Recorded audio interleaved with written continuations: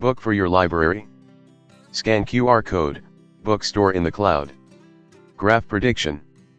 The Python library program is available on YouTube description. Pradeep K. Suri. Author, researcher, and AI-DNN architect.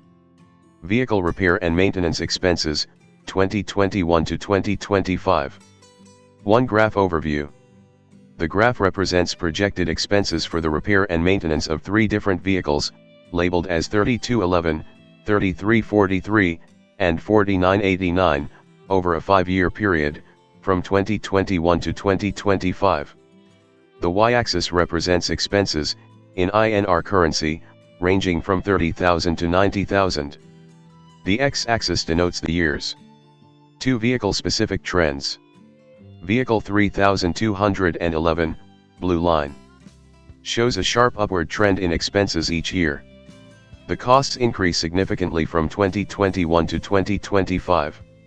Vehicle 3343, orange line, demonstrates a moderate increase in expenses annually. The upward slope is less steep compared to Vehicle 3211. Vehicle 4989, green line, initially maintains relatively stable expenses. However, there's a sudden surge in forecasted costs between 2024 and 2025. This sharp increase is noteworthy. 3 Inflation rates.